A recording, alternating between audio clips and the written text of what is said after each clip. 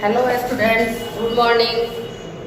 Corona महामारी का प्रकोप इतना तेजी से बढ़ गया है, जिसकी वजह से बिहार सरकार ने फिर स्कूल, कॉलेज एवं कोचिंग संस्थानों को 5 अप्रैल से लेकर 11 अप्रैल तक बंद करने की घोषणा की है।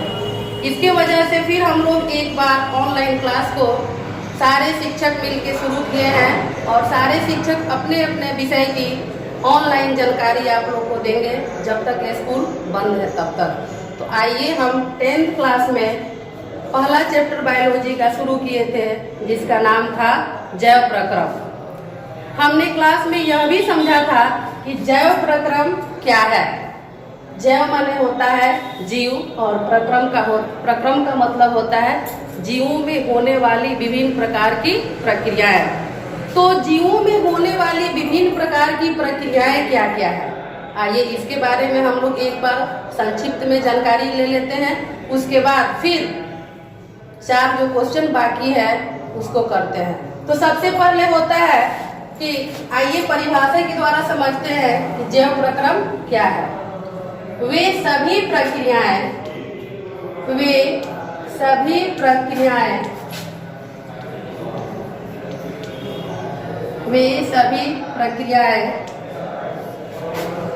जो सम्मिलित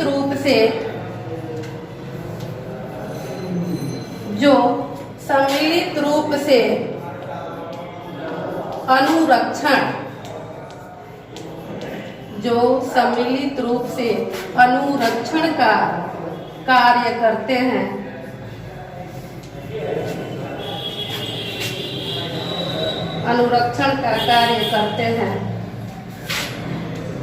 जैव प्रक्रम कहलाते हैं।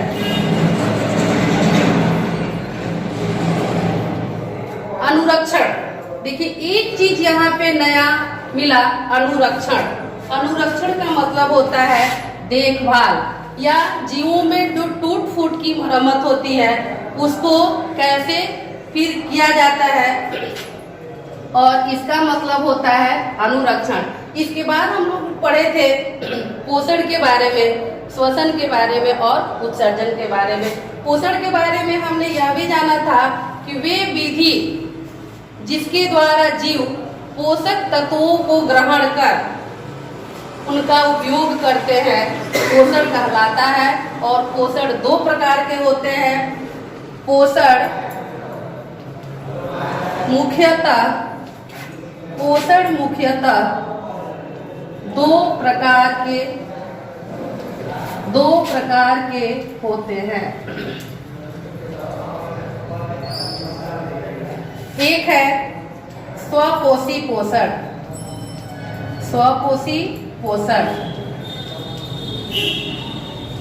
और दूसरा होता है विषमपोषी पोषण। आप सभी जानते भी हैं और हमने क्लास में इसके बारे में जिक्र भी किया था कि स्वपोषी पोषण क्या है और विषमपोषी पोषण क्या है। देखिए एक बार और समझिए स्वपोषी पोषण के बारे में कि वे जीव जो अपना भोजन खुद बनाते हैं उसे क्या कहेंगे, स्वपोषी पोषण कहेंगे। और जो जीव अपना भोजन खुद नहीं बनाते हैं बल्कि दूसरों पे निर्भर रहते हैं, वैसे जीव किस में आते हैं, विषमपोषी पोषण में आते हैं। तो हमने ये सब बातें यहाँ पे जान ली। अब 4 क्वेश्चन जो बचा है, आइए हम उसको सॉल्व कर लेते हैं। क्वेश्चन क्या है,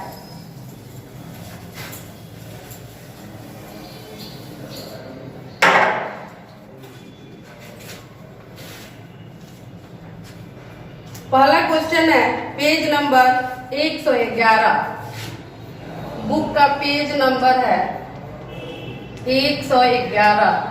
पेज नंबर 105 में भी 4 प्रश्न था जो हमने क्लास में ही करवा दिया था। अब पेज नंबर 111 में फिर क्वेश्चन दिया हुआ है, आइए हम लोग इसको हल करते हैं। क्वेश्चन है स्वयंपोषी पोषण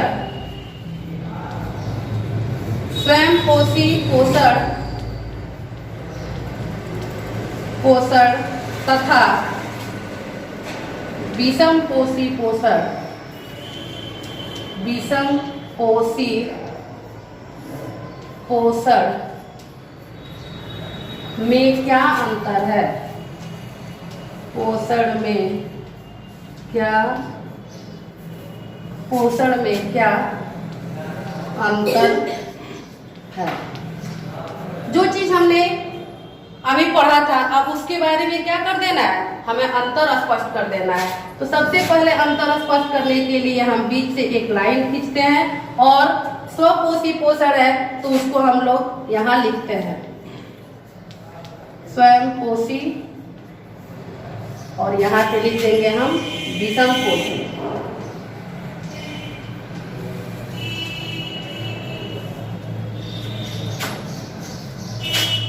आइए इसमें लिखते हैं पॉइंट वाइज।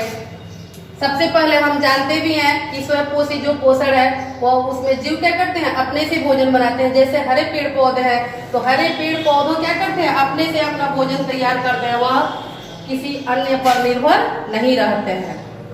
तो सबसे पहले लिखेंगे इसमें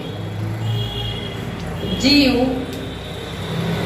अपना भोजन, इसमें जीव अपना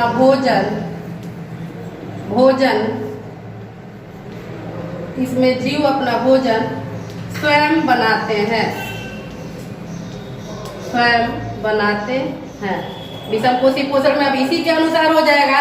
जब स्वयंपोषी में जीव अपना भोजन स्वयं बना लेते हैं तो ठीक इसके विपरीत उल्टा विषमपोषी पोषण में हो जाएगा कि इसमें जीव, इसमें का मतलब स्वयंपोषी और विषमपोषी, इसमें जीव अपना भोजन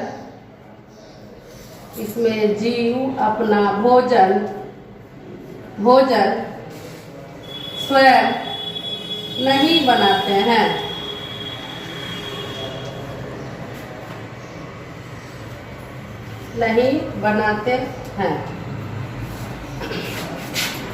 दूसरा पॉइंट लिखेंगे, ये किसी अन्य पर निर्भर माने डिपेंड, निर्भर नहीं रहते हैं।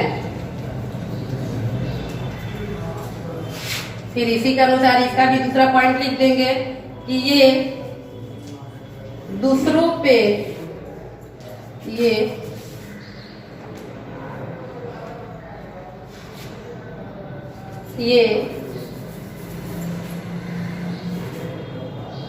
ये जीव पादपों माने पेड़ पौधे, ये जीव पादपों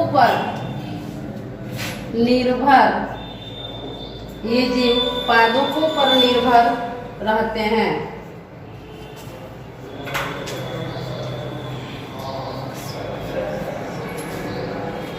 रहने देते हैं, 2 ही पॉइंट काफी है स्वयंपोषी और विषमपोषी पोषण में अंतर स्पष्ट करने के लिए। आइए इसके बाद एक और क्वेश्चन है, उसको देखते हैं।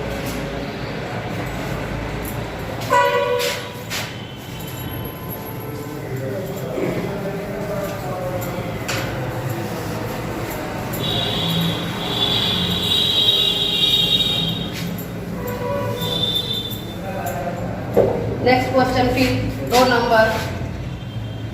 नंबर क्वेश्चन है कि प्रकाश संश्लेषण के लिए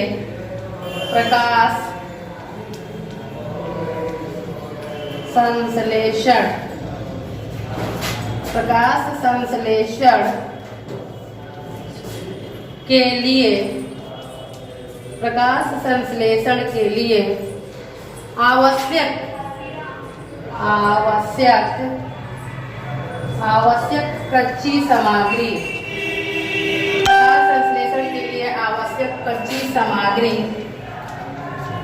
सामग्री पौधा कहाँ से प्राप्त करता है? पौधा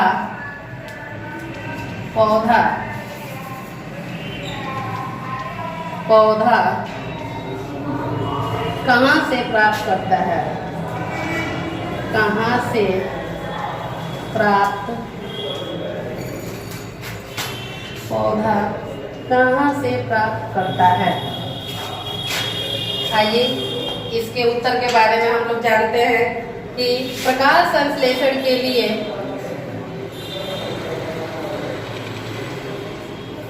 प्रकाश संश्लेषण के लिए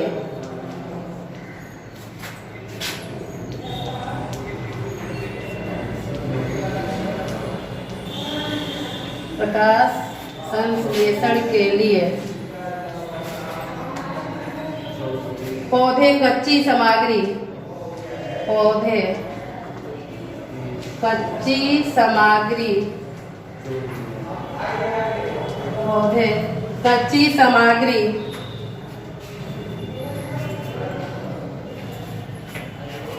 वातावरण से प्राप्त करते हैं। वातावरण से प्राप्त करते हैं। वातावरण से प्राप्त करते हैं। और वातावरण में क्या क्या उसे मिलता है? देखिए, क्लोरोफिल। क्लोरोफिल कहाँ मौजूद होता है? क्लोरोफिल पौधों की पत्तियों में, क्योंकि पत्तियों का रंग हरा होता है और क्लोरोफिल उसी हरी पत्तियों में मौजूद रहता है। क्लोरोफिल पादपों की हरी पत्तियों में वर्तमान रहता है। हरी पत्तियों में वर्तमान रहता है। हरी पत्तियों में वर्तमान रहता है। वर्तमान माने मौजूद रहता है। दूसरा पॉइंट हम लोग लिखते हैं कि प्रकाश वे सूर्य से प्राप्त करते हैं। प्रकाश वे सूर्य से प्राप्त करते हैं। तीसरा पॉइंट फिर लिखना है,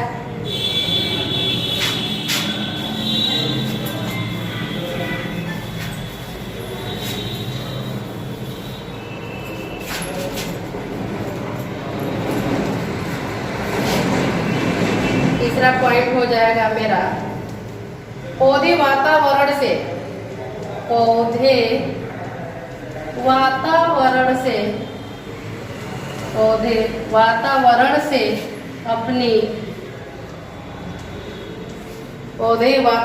से अपनी पत्तियों के रंध्रों के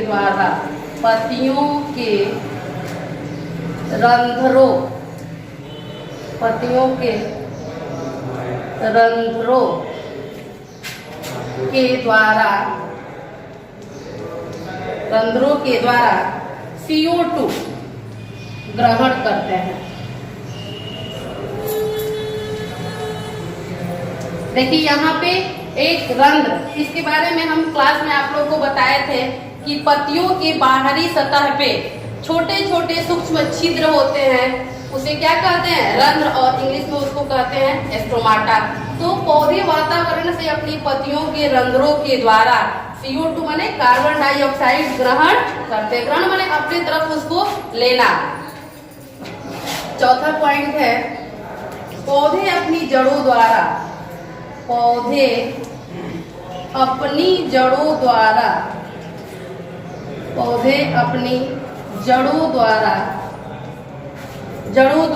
मृदा से, मृदा माने मिट्टी, मृदा से जल का अवशोषण,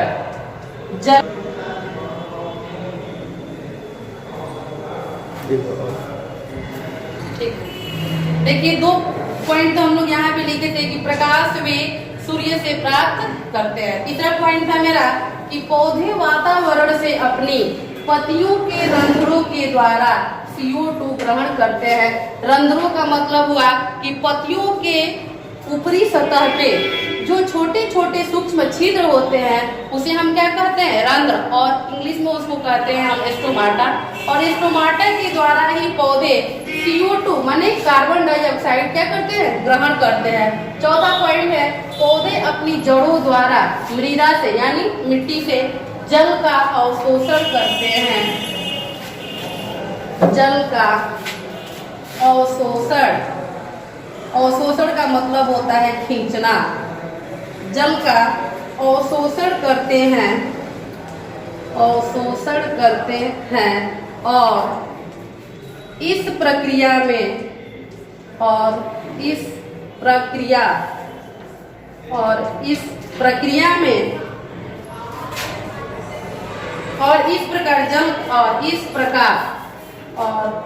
प्रकार जल का परिवहन,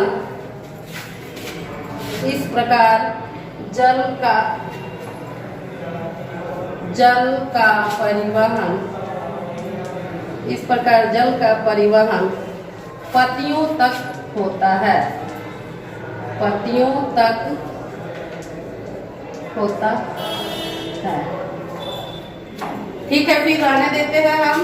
क्वेश्चन नंबर 3, 4 और 5 अगले वीडियो में मिलेगा आप लोग को। तब तक के लिए आप सुरक्षित रहिए और घर पे रहिए और ऑनलाइन के माध्यम से अपनी पढ़ाई करते रहिए।